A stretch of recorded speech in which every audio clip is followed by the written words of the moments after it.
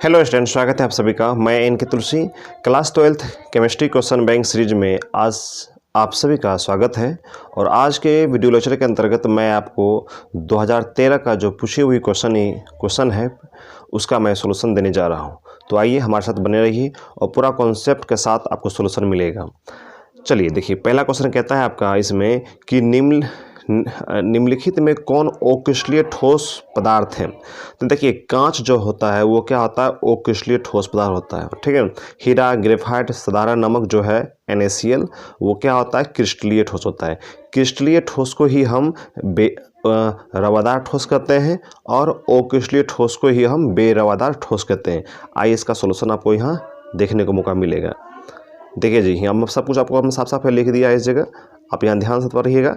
देखिए, crystalline solid NaCl, sodium chloride, potassium chloride, जितने भी मेटल हैं वो सारे क्वार्टज, चीनी, हीरा, ग्रेफाइट, सिलिकॉन कार्बाइड, कार्बन का यह प्रूफ होता है, हीरा और ग्रेफाइट होता है। ठीक है, तो इसका याद आप रखना। ठीक है, फिर हो गया बर्फ हो गया। ये सभी क्या है, क्रिस्टलीय ठोस का उदाहरण है। किसका है जी, क्रिस्टलीय ठोस का उदाहरण है।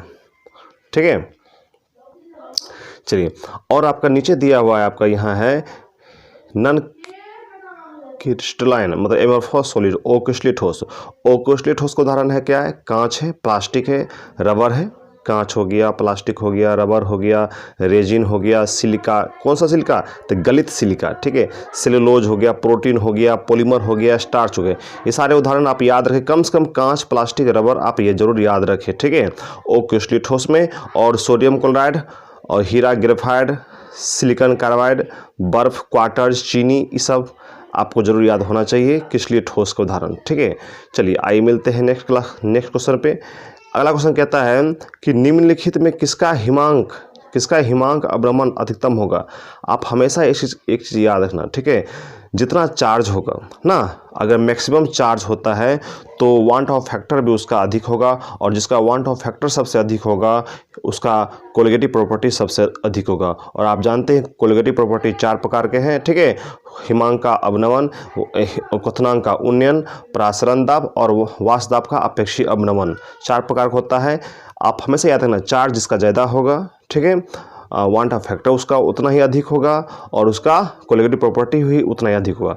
आप जब पोटासियम सल्फेट को आप जब इसको डिसोसिएट करोगे तो पोटासियम पर प्लस चार्ज होता है, सल्फेट पर -2 चार्ज होता है, तो 2 1 + 3 हो गया। तो 3 चार्ज सबसे ज़्यादा है। सोडियम क्लोराइड को तोड़ोगे तो प्लस, ये सोडियम प्लस और क्लोरीन माइनस होगा, तो यहाँ 2 चार्ज होगा। सबसे ज़्यादा किसका होगा, पोटासियम सल्फेट का, हमेशा याद रखना। ठीक है, तो इसका आंसर क्या होगा, यह आंसर होगा 2 का A होगा। कैसे हुआ, आइए इस चीज़ को हम यहाँ एक्सप्लेन किए हैं, दिखाने की कोशिश करते हैं।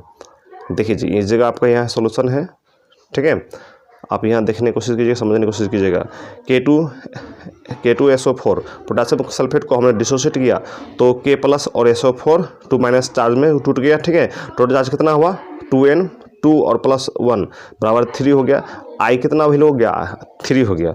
तो हमने लिख दिया मोर चार्ज, जिसका चार्ज अधिक होगा, वांट ऑफ फैक्टर अधिक होगा, कोलिगेटिव प्रॉपर्टी अधिक होगा। और आप जानते हैं डेल्टा T बराबर होता है IKF × M होता है, मतलब M मतलब क्या, यहाँ मोलिलिटी है। ठीक है, मतलब मोलल सांद्रण है। ठीक है, चलिए याद रखना हमेशा। इसका सोल्यूशन यहाँ आपको हमने करके दे दिया है। ठीक है, समय का अभाव कारण मैं आपको बहुत सा फास्ट पढ़ा रहा हूँ और समझाने की कोशिश कर रहा हूँ, क्योंकि इतना ही वीडियो बनाने में, क्वेश्चन सॉल्व करने में हमें आधा घंटा का वीडियो लेक्चर बन जाता है। ठीक है, हम सोचते हैं कि कम से कम 15 से 20 मिनट तक में वीडियो आपको बनकर तैयार हो जाए।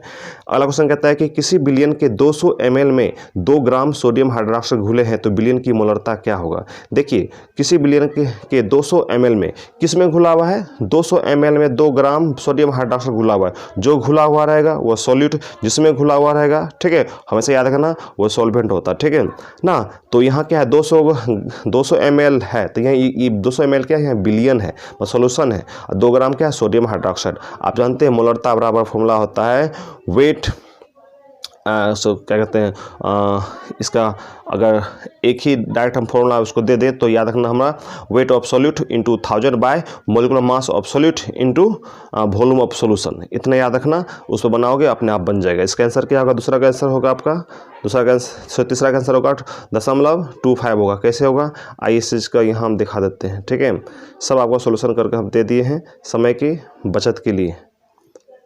चलिए देखिए यहाँ आपको हमने सॉल्यूशन दिया है, देखिए है ना। वेट ऑफ सॉल्यूट जो है 2 ग्राम दिया हुआ है, वॉल्यूम सॉल्यूशन 200 ml दिया हुआ है, मास मोलर मास ज्ञात कर लेंगे सोडियम हाइड्रोक्साइड का तो 40 हो जाएगा, ठीक है। कैसे, सोडियम का 23 होता है, ऑक्सीजन का 16 होता है, हाइड्रोजन का 1 होता है ना। टोटल ऐड करोगे तो 40 आएगा। ये मोलरता ज्ञात करना है, तो मोलरता वाला फॉर्मूला होता है weight of solute into 1000 bye molecular mass of solute into volume of solution ना। वेट कितना दिया है, 2 ग्राम दिया हुआ है, 1000 ना गुने 1000 बट्टा मोलिकुलर मास अभी 40 से निकाले हैं, और वॉल्यूम ऑफ सॉल्यूशन दिया हुआ कितना 200। और जब इसको मल्टीप्लाई करोगे पूरा काटोगे, ठीक है, तो कितना आएगा 1/4 ना, भाग दोगे तो 0.25 ना आपका आंसर आएगा, ठीक है।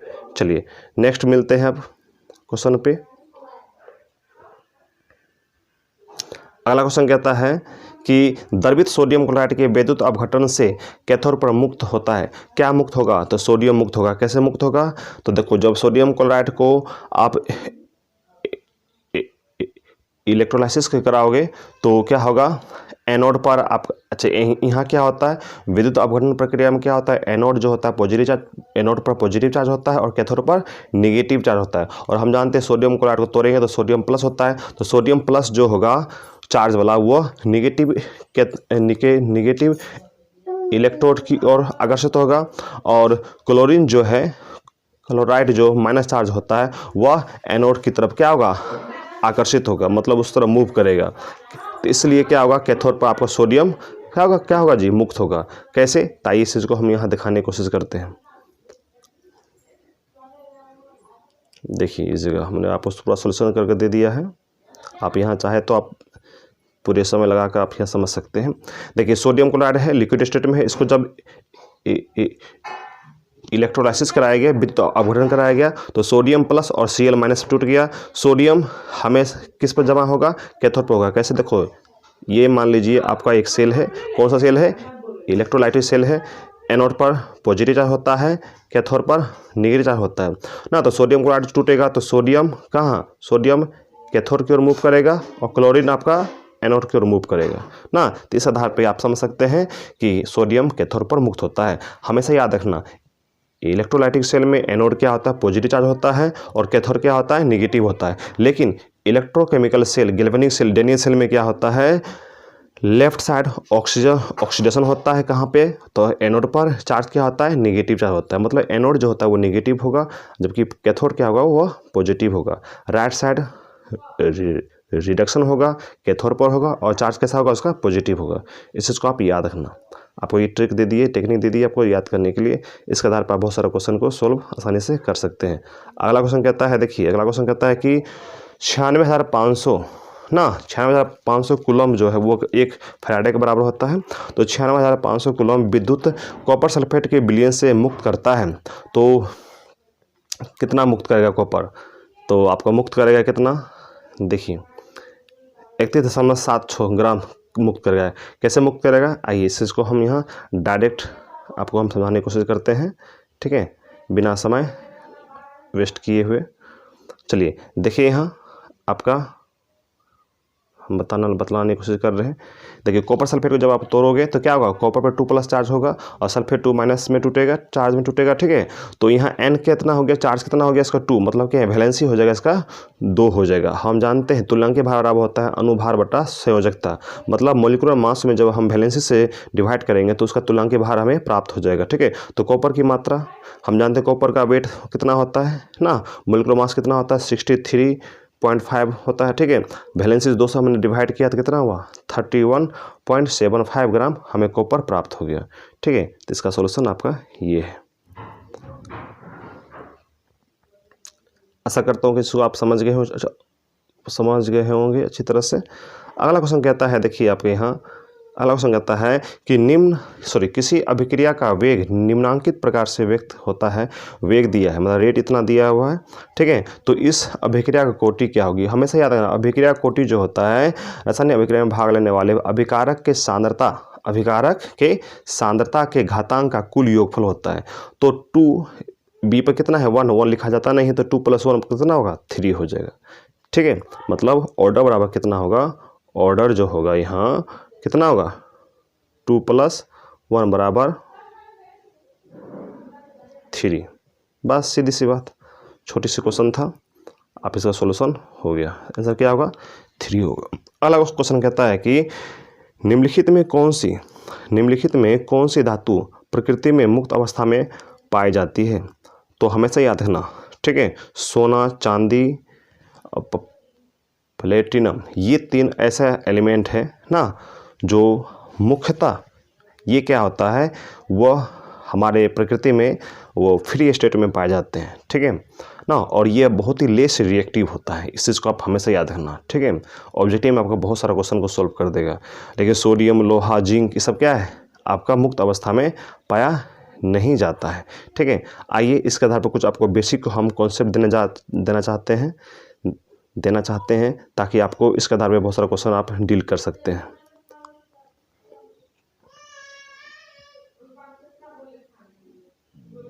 चलिए देखिए, यही है आपको हम कुछ बेसिक हम कुछ नॉलेज देना चाहते हैं। इसके आधार पे आपका बहुत सारा क्वेश्चन आप डील कर सकते हैं।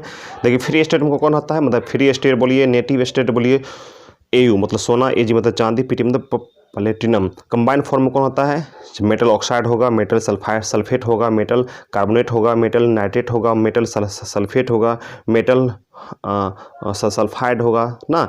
ये सारे क्या है, कंबाइंड फॉर्म होता है। फ्री स्टेट को आप याद कर लो, सोना, चांदी, प्लेटिनम, वो फ्री स्टेट में पाया जाता है, ठीक है। चलिए आइए इधर अगला क्वेश्चन कहता है कि निम्नलिखित में कौन हाइड्रोजन बंधन नहीं बनाता है? हमेशा याद रखना, फोन। एक ट्रिक याद करो, फोन, हेलो कौन, हम बोल रहे हैं, ठीक है ना। तो फोन ना, थोड़ा सा फनी अंदाज में बोल दिया आपको। फोन देखो, फ्लोरीन, ऑक्सीजन, नाइट्रोजन। अगर मान लीजिए फ्लोरीन और हाइड्रोजन से जुड़ा है तो H बॉन्ड बनेगा ना। सिंपल आप समझिए कि फोन याद रखना, ठीक है। जैसे HF है ना, HF हाइड्रोजन है, फ्लोरीन है ना, H बॉन्ड बनेगा। देखिए यहाँ देखिए, जल है तो ना, जल के बीच में H बॉन्ड पाया जाएगा। अमोनिया है, वो क्या है, उसके बीच में H बॉन्ड पाया जाएगा।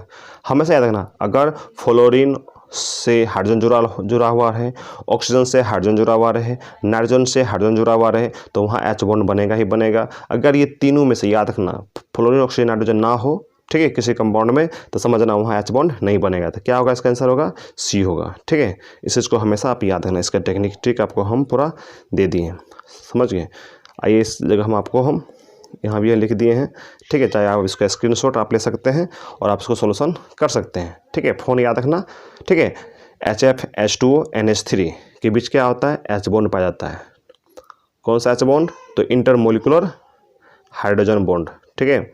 चलिए एक होता है इंट्रामोलिकुलर हाइड्रोजन बॉन्ड, वो अलग होता है, ठीक है। आप पढ़े होंगे, नहीं पढ़े होंगे तो पढ़ लेना अपना। चलो अगला क्वेश्चन देखिए, हीलियम का मुख्य स्रोत क्या है? तो हीलियम का मुख्य स्रोत जो है वह मोनाजाइट है। क्या है जी, मोनाजाइट है। हीलियम का मुख्य स्रोत क्या है जी, मोनाजाइट है। अगला क्वेश्चन कहता है कि निम्नलिखित आयनों में कौन प्रतिचुंबकीय होगा? तो प्रतिचुंबकीय कौन होगा, ये जिंक 2+ आयन होगा। देखिए cobalt 2+ ion, nickel 2+ ion, copper 2+ ion, सभी क्या है, पराचुंबकीय है, मतलब अनुचुंबकीय होगा, पैरामैग्नेटिक होगा। लेकिन Zn 2+ जो है वो क्या होगा, प्रतिचुंबकीय होगा। कैसे होगा, देखिए 2 इलेक्ट्रॉन निकाल देगा तब भी क्या होगा, इसके 3d10 ही होगा। तो डी ऑर्बिटल में डी सबसेल में 5 ऑर्बिटल होता है, कक्षक होता है। दोनों में 2 इलेक्ट्रॉन आपको प्रेजेंट होगा। तो एक भी इलेक्ट्रॉन अनपेयर्ड नहीं होने के कारण क्या होगा, चुंबक क्षेत्र में आकर्षित नहीं होगा, मतलब चुंबकीय क्षेत्र में आकर्षित नहीं होगा, ठीक है। तो वो प्रतिचुंबकीय होगा। हमेशा इस चीज़ को याद रखना। इसके आधार पर कुछ आपको हम बेसिक कॉन्सेप्ट देना चाहते हैं। अगर आप इसको याद कर लेंगे तो आपको इसके आधार पर बहुत सारे क्वेश्चन आप सॉल्व कर सकते हैं, ठीक है। चलिए देखिए यहाँ पर दिया हुआ, देखिए जिंक Zn 2+। अभी जिंक का क्या होता है, एटॉमिक नंबर होता है 30 होता है, आर्गन तक 18 होता है, 3d10 हो गया, 4s2 हो गया। जब 2 इलेक्ट्रॉन निकलेगा तो 3d10 होगा, 4s 0 हो जाएगा। तो देखिए डी में कितना 5 आपका ऑर्बिटल होता है, कक्षक होता है, सब में 2 इलेक्ट्रॉन आपका भरा हुआ है, 3d भी पूरा भरा हुआ है। तो एब्सेंस ऑफ अनपेयर्ड इलेक्ट्रॉन मतलब युग्मित इलेक्ट्रॉन की अनुपस्थिति के कारण ये क्या होगा, यह डायमैग्नेटिक होगा, प्रतिचुंबकीय होगा, रंगहीन होगा, कलरलेस होगा। लेकिन देखिए कोबाल्ट में 2+ में, निकिल 2+ में, कॉपर 2+ में हमने यहाँ दे दिए हैं, आप देख सकते हैं। सब में क्या है, अनपेड इलेक्ट्रॉन है, ठीक है। मतलब कि इसमें देखिए कोबाल्ट में 3 अनपेड इलेक्ट्रॉन है, निकिल में 2 अनपेड इलेक्ट्रॉन है, कॉपर में 1 अनपेड इलेक्ट्रॉन है। इसका अनपेड इलेक्ट्रॉन होगा तो वो अनुचुंबकीय होगा, मतलब पैरामैग्नेटिक होगा। अगर एक भी अनपेड इलेक्ट्रॉन नहीं है तो क्या होगा, वह मैग्नेटिक फील्ड में आकर्षित नहीं होगा, इसलिए वो क्या होगा, प्रतिचुंबकीय होगा। इस बात को हमेशा याद रखना। चलिए, तो इसका क्वेश्चन आपको सॉल्व हो गया यहाँ तक, ठीक है।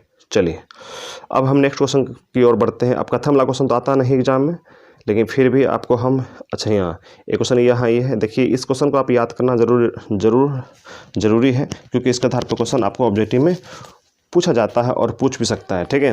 प्रश्न संख्या 16 से 18 दिया है, इसमें से क्या है, एक से अधिक आंसर, इसका एक से अधिक जवाब होगा, ठीक है। तो कौन कौन है, देखिए इसमें क्वेश्चन कहता है कि मीथेन क्लोरीन से सूर्य के अप्रत्यक्ष प्रकाश में अभिक्रिया कर क्या क्या बनाता है। तो वो क्या क्या बनाएगा, देखिए कार्बन टेट्राक्लोराइड बनाएगा, डाइक्लोरो मीथेन बनाएगा, ट्राइक्लोरोमीथेन बनाएगा, मतलब क्या, क्लोरोफॉर्म, लेकिन C2Cl6 नहीं बनाएगा, ठीक है।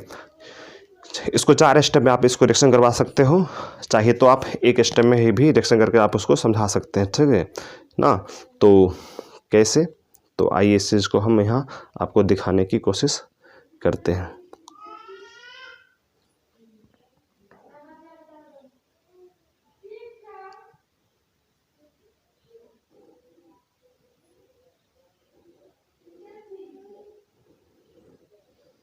सॉरी, इसमें नहीं हम शायद सॉल्व करके इसमें हम दे पाए हैं। चलिए आपको हम यहाँ दिखाने की कोशिश करते हैं, समझने की कोशिश कीजिएगा आप लोग। जैसे देखिए CH4 है, रिएक्शन करवाएंगे क्लोरीन के साथ ना, किसकी उपस्थिति में, सनलाइट की उपस्थिति में ना, सनलाइट की उपस्थिति में, या प्रेजेंस ऑफ लाइट, या UVL, जो बोलना है बोलिए, ठीक है ना। आइए इसको हम थोड़ा सा विस्तार करके समझाने की कोशिश करते हैं। जैसे ये रिएक्शन करेंगे तो क्या होगा, पहली बार क्या बनेगा, CH3Cl बनेगा, फिर क्या बनेगा, CH2Cl2 बनेगा, फिर क्या बनेगा, CHCl3 बनेगा, फिर क्या बनेगा, जगह तो नहीं है, ठीक है, हम थोड़ा इसको ऊपर लिख देते, इस साइड लिख देते हैं, तब फिर क्या बनेगा, CCl4 बनेगा, ठीक है। और क्या निकलेगा इसमें से, HCl निकल जाएगा। हम एक ही लाइन में बना दिए हैं, ठीक है। आप चाहे तो इसको अलग अलग करके भी बना सकते हैं। तो यहाँ क्या देख रहे हैं, क्लोरोमीथेन, डाइक्लोरोमीथेन, ट्राइक्लोरोमीथेन और टेट्राक्लोरोमीथेन प्राप्त होता है, ठीक है ना। तो इस चीज़ को आप हमेशा याद रखना। चलिए अगला क्वेश्चन यहाँ कहता है कि निम्नलिखित में कौन सी धातु अम्ल के जलीय विलयन से हाइड्रोजन गैस मुक्त करेंगे। निम्नलिखित में कौन सी धातु अम्ल के जलीय विलयन से हाइड्रोजन गैस मुक्त करेंगे। देखिए कॉपर तो आपको हाइड्रोजन गैस मुक्त करेगा ही नहीं करेगा, ठीक है ना। तो आइए इसका हम सॉल्यूशन यहाँ हम देखने की कोशिश करते हैं और पूरा डिटेल से समझने की हम कोशिश करेंगे।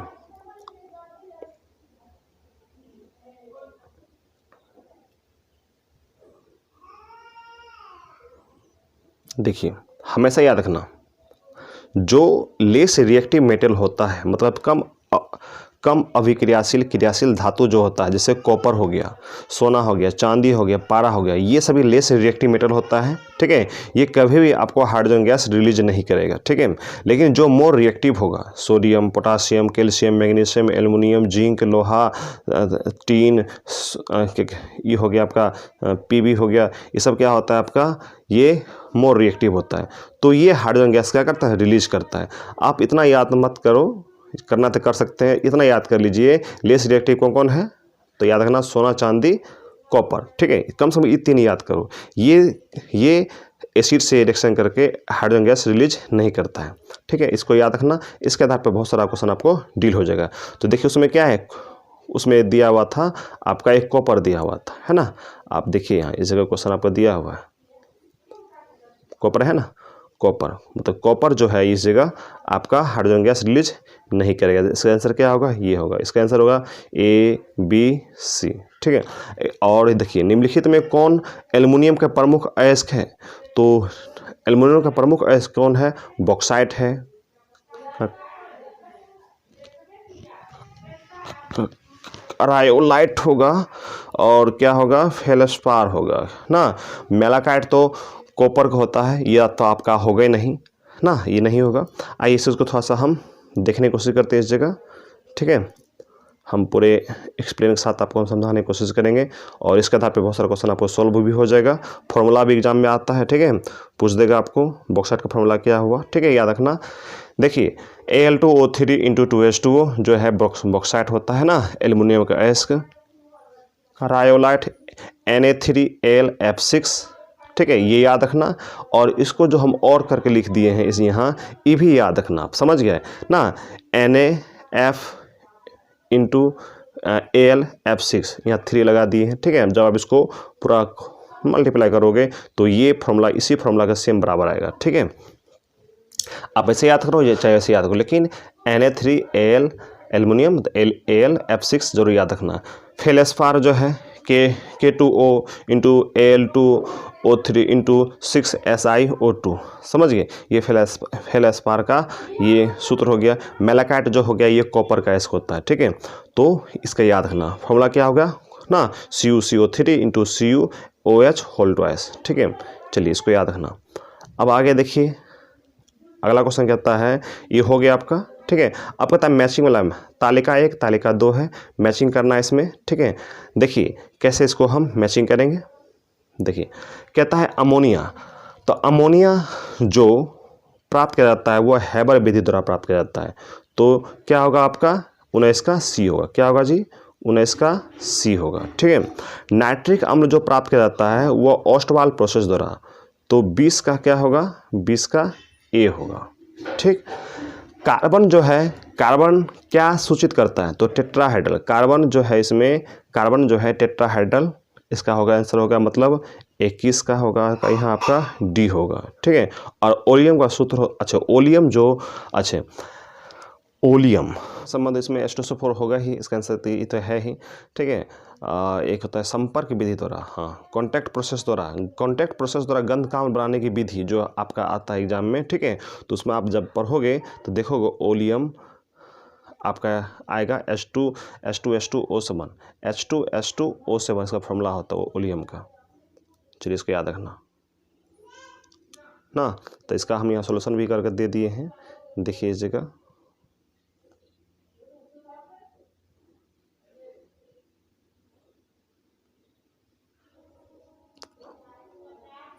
देखिए है ना, अमोनिया हैबर विधि, नाइट्रिक अम्ल Ostwald process, carbon tetrahedral, oleum H2H2O7, H2SO4 ना, इसका आंसर ये होगा आपका, ठीक है। चलिए एंड लास्ट क्वेश्चन आपका है ना, ये उद्धरण है, इसको पढ़ के जवाब देना होता है, ठीक है ना। तो फ्यूल सेल एक विद्युत सेल है, ठीक है, जिसमें रासायनिक ऊर्जा विद्युत ऊर्जा में परिवर्तित होती है। सबसे उत्तम fuel cell H2O2 fuel cell है, जिसे बेकन सेल भी कहा जाता है, बेकन सेल भी कहा जाता है। इसका उपयोग अपोलो मिशन में विद्युत शक्ति के लिए किया गया था। यह फ्यूल सेल प्रदूषण मुक्त होता है। देखिए ये क्वेश्चन इस तरह का आता तो नहीं है अब, लेकिन फिर भी इस क्वेश्चन से आपको कहीं न कहीं एग्जाम में काम आएगा, ठीक है। तो याद रखना इस चीज़ को, ठीक है। देखिए अपोलो मिशन में प्रयुक्त मतलब उपयुक्त सेल क्या है, बेकन सेल, आपको स्पष्ट यहाँ दे चुका है, ठीक है ना। तो याद रखना इस चीज़ को, जो नासा सबसे प्रथम नासा ने इसका प्रयोग किया था, ठीक है। चलिए अपोलो मिशन में प्रयुक्त फ्यूल सेल में उपयुक्त ईंधन कौन होगा, H2O2 होगा, स्पष्ट रूप से यहाँ दिया हुआ है, बस इसको पढ़कर ही जवाब देना होता है, ठीक है। अगला क्वेश्चन इसमें कहता है कि स्पेस में फ्यूल सेल को दूसरे शक्ति उत्पादक की तुलना में श्रेयस्कर माना गया है, क्योंकि उच्च दक्षता होती है, ठीक है, प्रदूषण मुक्त होता है, इसमें प्रदूषण नहीं होती है, ठीक है, भार भी कम होता है, इस सभी कारण होगा, क्या होगा, सभी कारण। आशा करता हूँ कि आपको यहाँ तक समझने में किसी प्रकार की दिक्कत नहीं हुई होगी और आपको पूरा कॉन्सेप्ट के साथ हमने समझाने की कोशिश किया है 100% सही, ठीक है। मिलते हैं फिर नेक्स्ट वीडियो लेक्चर में, तब तक हमारे साथ बने रहें और आपकी तैयारी बेस्ट हो, इसी के साथ हम आपको शुभकामनाएं देते हैं। Thank you, God bless you, bye bye. अगर आपको किसी प्रकार प्रॉब्लम हो तो आप कमेंट बॉक्स में लिखकर आप हमसे प्रश्न पूछ सकते हैं या अपनी राय हमें दे सकते हैं। Thank you.